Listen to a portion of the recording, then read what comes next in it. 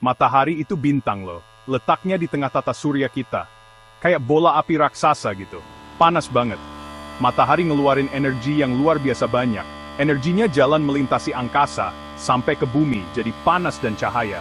Coba bayangin kalau nggak ada matahari, bumi kita pasti beda banget. Gravitasi matahari nahan semua yang ada di tata surya, termasuk planet, bulan, sama asteroid. Bumi dan planet-planet lain ngelilingin matahari, jalannya udah ada jalur masing-masing. Pagol Muavari, spanam na bubuid medjaival surchers kita. Di abad ke-21 ini, banyak tantangan nih. Salah satunya, gimana caranya kita bisa dapetin energi yang ramah lingkungan? Bahan bakar fosil udah lama banget jadi sumber energi kita, tapi ada dampak buruknya juga. Kalau dibakar, bahan bakar fosil bikin udara dan air tercemar. Polusi ini bikin perubahan iklim makin parah. Kita perlu energi yang lebih bersih dan lestari. Nah, energi terbarukan itu, energi yang asalnya dari sumber daya alam yang bisa diperbarui terus. It's kayak matahari, angin, air, sama panas bumi. Beda sama bahan bakar fosil, energi terbarukan gak bakal habis. Matahari misalnya, masih akan terus bersinar sampai miliaran tahun lagi. Teknologi energi terbarukan bisa manfaatin kekuatan alam buat bikin listrik, manasin rumah dan bahan bakar kendaraan.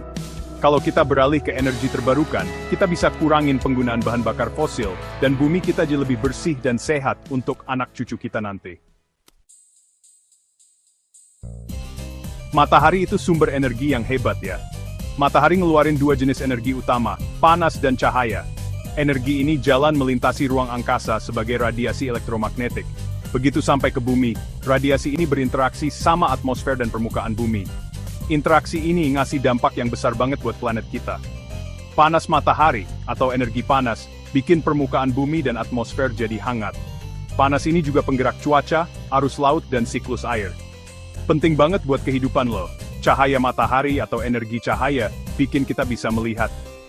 Penting juga buat tumbuhan. Tumbuhan pakai cahaya matahari buat bikin energi lewat proses fotosintesis. Proses ini penting banget buat ekosistem bumi. Bagian 4. Memanfaatkan panas matahari. Kegunaan praktis. Udah dari dulu, manusia memanfaatkan kekuatan matahari. Buat ngeringin baju, manasin air, sama ngawetin makanan. Sekarang ada cara yang lebih canggih lagi buat nangkep dan pakai panas matahari. Teknologi panas matahari bisa ngumpulin cahaya matahari dan ngubahnya jadi energi panas. Energi panas ini bisa dipakai buat macem-macem. Pemanas air tenaga surya makin populer di seluruh dunia. Sistem ini pakai kolektor surya buat nyerap cahaya matahari, dan mindahin panasnya ke air. Air panasnya bisa dipakai buat mandi, cuci piring, bahkan manasin rumah. Kompor tenaga surya juga cara yang bersih dan efisien buat masak, terutama di tempat yang susah dapat listrik atau bahan bakar lain. Alat ini pakai reflektor buat fokusin cahaya matahari ke panci, jadi panasnya cukup buat masak berbagai macam makanan. Bagian 5. Pembangkit listrik tenaga surya, mengubah cahaya matahari menjadi listrik. Energi surya nggak cuma soal panas, tapi juga soal bikin listrik. Pembangkit listrik tenaga surya, atau PLTS, pakai ribuan panel surya buat nangkep cahaya matahari, dan ngubahnya langsung jadi listrik. PLTS ini makin penting sebagai sumber energi dunia. Panel surya terbuat dari sel fotovoltaik, yaitu alat yang bisa ngubah energi cahaya jadi energi listrik. Ketika cahaya matahari kena sel fotovoltaik, elektron lepas dari atom dan menimbulkan arus listrik. PLTS punya beberapa kelebihan dibanding pembangkit listrik biasa.